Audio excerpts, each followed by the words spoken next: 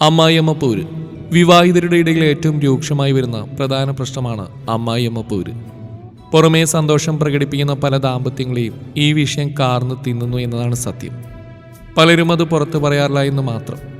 10 മാസം ചുമന്നു പെറ്റ മകന് തൻ്റെ വർഗത്തിൽ തന്നെ പുതിയൊരു അവകാശി വരുമ്പോൾ സ്വാഭാവികമായും അമ്മയ്ക്ക് തോന്നുന്ന ഒരു മാനസികാവസ്ഥയിൽ നിന്നാണ് സാധാരണ ഈ പ്രശ്നമുണ്ടാവുന്നത്. അടുക്കളയിൽ ചമ്മന്തി അരക്കാനായി ഭാര്യയ്ക്ക് ഒരു തേങ്ങ പുതിച്ചു കൊടുക്കുന്ന കാഴ്ച കണ്ടാൽ മതി പെറ്റമ്മയുടെ ചങ്കുപൊടി. പിന്നെ നെടുവീർപ്പുകളും മുകളിലുമൊക്കെയായി അതങ്ങ് കനക്കും. മരുമോളും വിട്ടുകൊടുക്കില്ല. തരം കിട്ടിയാൽ തിരിച്ചും പണി കൊടുക്കും. അമ്മായിയമ്മക്ക് സീരിയലാണ് ഇഷ്ടമെങ്കിൽ മരുമോൾക്ക് അപ്പോൾ തന്നെ കഥയിലെഴുതി ജീവിതം കാണണം. ഈ അമ്മായിയമ്മ പോര് കണ്ട് കണ്ട് 2 പാണ്ടിലോറിയുടെ ഇടയിൽപ്പെട്ട അവസ്ഥയായിരിക്കും ഭർത്താവിന്. രണ്ടിനെയും ഇടയിൽ നിന്ന് രക്ഷപ്പെടാൻ എങ്ങനെ സമദൂര സിദ്ധാന്തം പ്രായോഗികമാക്കാമെന്ന് തലപുകഞ്ഞ് ആലോചിക്കുകയായിരിക്കും അയാൾ. സ്വന്തം വീട്ടിൽ പോയിട്ട് വരുമ്പോൾ ചാക്ക് നിറയെ മീനും കറി വെച്ച അച്ചാറും ഉണ്ടാക്കിയ അമ്മായിയമ്മയുടെ മുമ്പിലൂടെ ഒരു വരവുണ്ട് മരുമോള്. അതൊരു 1.5 വരവാണ്. 2 പെൺമരുമക്കൾ ഉണ്ടെങ്കിൽ 2 പേരോടും ദേഷ്യമുണ്ടെങ്കിലും കൂടുതൽ ദേഷ്യം മറ്റുള്ളവരുടെ മുന്നിൽ വെച്ച് മറ്റേ മരുമോളോട് അമ്മായിയമ്മ ഒരു വല്ലാത്ത സ്നേഹപ്രകടനങ്ങളും കാണിക്കും. സ്വാഭാവികമായി അതിൽ തളരുന്ന മരുമോൾ ആ ദേഷ്യം മുഴുവൻ തീർക്കുന്ന ഭർത്താവിനോടായിരിക്കും.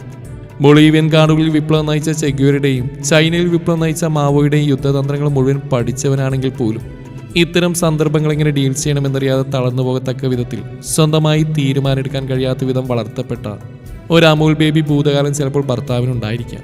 പിന്നെ യുദ്ധം മുറുകും. ഒരിക്കൽ എൻ്റെ ഒരു സുഹൃത്ത് കണ്ണു നിറച്ചുകൊണ്ട് എന്നോട് പറഞ്ഞു, അണ നിങ്ങൾക്കറിയാമോ, എൻ്റെ വീണ്ടും അടുക്കള പണിയാനായി ഞാൻ രാപ്പകലിൽ ആ ചോര നീരാക്കിയ പണിക്ക് പോയത്. ആ അടുക്കളയിൽ എൻ്റെ ഭാര്യ വരുമ്പോൾ എൻ്റെ അമ്മയുടെയും സഹോദരിയുടെയും മുഖം ഒന്ന് കാണണം. ഇതൊക്കെ സഹിക്കാവുന്നതിൽ അപ്പുറമാണ്. മകനും മരുമകൾക്ക് കുഞ്ഞുണ്ടാവാൻ അല്പം താമസിച്ചാൽ മതി. പിന്നെ വേവലാതി മുഴുവൻ അമ്മായിയമ്മക്കായിരിക്കും. അയൽ വീടുകളിൽ പോയി മരുമോൾക്കെതിരെ അമ്മായിയമ്മയും അമ്മായിയമ്മക്കെതിരെ മരുമോളും ക്യാമ്പയിൻ നടത്തും. ഈ ക്യാമ്പയിൻ നേരെ തിരിച്ച് മരുമോളുടെ വീട്ടിൽ നിന്നുണ്ടാവും. ഇനി കുട്ടികളുണ്ടായാലും പെൺമക്കളുടെ മക്കളോടുള്ള അടുപ്പം കഴിഞ്ഞ് മകൻ്റെ മക്കളോട് കാണിക്കും. അവിടെയും ടാർഗറ്റും മരുമോള് തന്നെ. ഇനി ഇതിൻ്റെയൊക്കെ പേരിൽ അമ്മയോടൊരു സന്ധ്യ സംഭാഷണത്തിന് മകൻ ശ്രമിച്ചാലോ? പറയാറായി നേരത്തെ കരുതി വെച്ച ആ തുറുപ്പ് ഡയലോഗ് അങ്ങ് കാച്ചും. അവനിപ്പോൾ അമ്മ വേണ്ട, പെണ്ണ് മതി.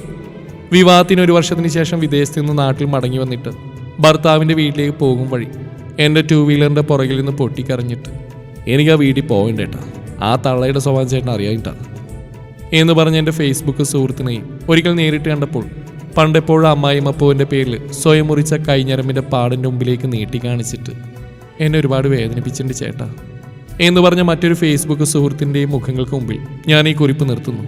എന്തായാലും ഒരു കാര്യം ഉറപ്പാണ്, ലോകത്തിലെ ഏറ്റവും ഭാഗ്യവതിയായ ഭാര്യ ആദ്യ വനിത ഹവ്വയായിരിക്കും. കാരണം അവർക്ക് അമ്മായിയമ്മ ഉണ്ടായിരുന്നില്ലല്ലോ.